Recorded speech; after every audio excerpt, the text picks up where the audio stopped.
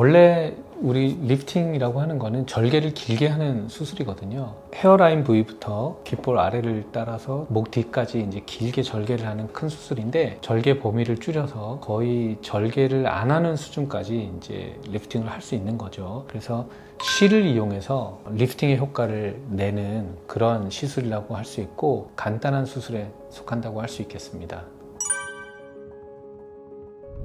절개를 하지 않기 때문에 회복 기간이 그렇게 길지 않습니다. 부기도 그렇게 심하지 않고요. 꽤 자연스러운 결과를 나타낼 수가 있는데요. 그래서 나이가 어리거나 처진 부분이 그렇게 심하지 않거나 이런 분들은 굉장히 좋습니다.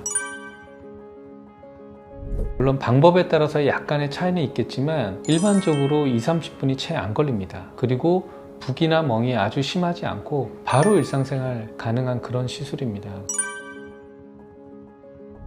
대부분은 절개 없이 구멍만 뚫어서 수술을 하고 있고요. 그래서 밖으로 보이는 흉터나 이런 것들은 전혀 없다고 할 수 있습니다. 재생 테이프 하루 이틀 정도 붙이고 난 이후에는 나중에 수술한 티가 전혀 나지 않는 그런 장점이 있습니다.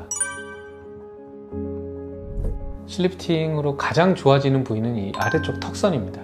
이 턱 라인이 좀 더 매끈해지고 얼굴이 좀 더 갸름해지는 효과가 있을 겁니다. 또 많이 이제 하는 부위가 이제 팔자주름이죠. 팔자주름 부위가 처진 것도 실리프팅으로 교정이 가능합니다. 물론 팔자주름은 사실 교정하기 어려운 부위이긴 합니다. 그래서 우리가 리프팅하고 동시에 꺼진 부분에 이제 필러나 이런 것들을 해주면 그래도 눈에 띄게 좋은 결과를 낼 수가 있습니다. 그 이외에도 이마 부분도 실리프팅으로 교정을 할 수가 있습니다.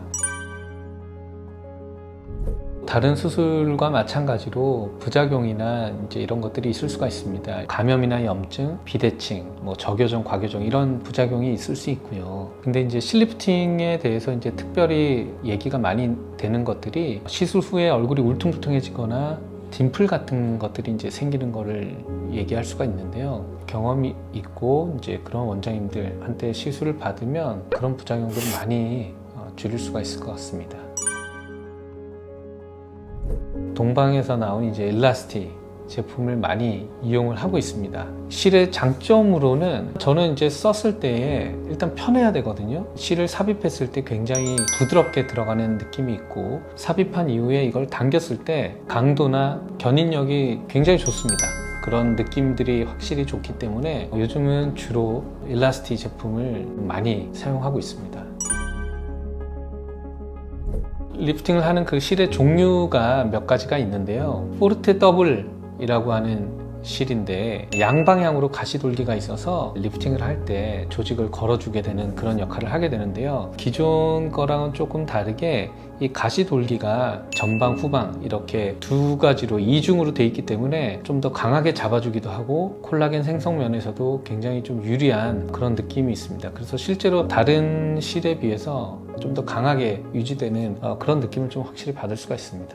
그리고 이제 많이 사용하는 실이 V업이라는 실인데요. 방향이 멀티로 이제 이루어져 있습니다. 그래서 이제 실제로 고정하는 그런 효과가 꽤 좋습니다. 그래서 저는 포르테 더블하고 V업 실을 같이 많이 사용을 하고 있고요. 시술 후에 부기나 통증 이런 것들이 그래도 다른 실에 비해서 꽤 적은 느낌입니다. 그래서 저는 그 두 가지 실을 주로 같이 사용하고 있습니다.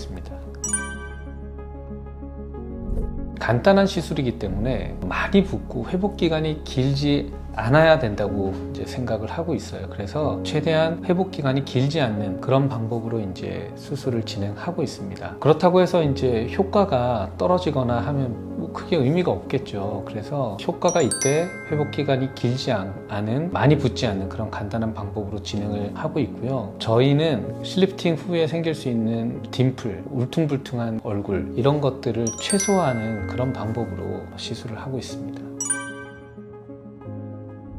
얼굴에 볼륨을 주는 필러 시술이나 지방 이식 이런 것들을 같이 하면 동안 얼굴에도 굉장히 도움이 되고 실제로 얼굴도 훨씬 더 작아 보이고 세련돼 보이는 그런 효과를 낼 수가 있습니다. 그리고 리프팅 레이저가 있습니다. 하이프라고 하기도 하고요. 초음파 또는 고주파 이런 걸로 어떻게 보면 피부과적인 그런 시술이죠. 이게 리프팅 레이저라고 하지만 실제로 리프팅의 효과는 실리프팅이나 안면 거상에 비해서는 떨어진다고 할 수밖에 없습니다. 대신에 피부 자체가 탄력이 있어지거나 팽팽해지는 그런 효과는 분명히 있거든요. 그래서 리프팅 레이저도 실리프팅하고 함께 많이 하는 그런 시술입니다.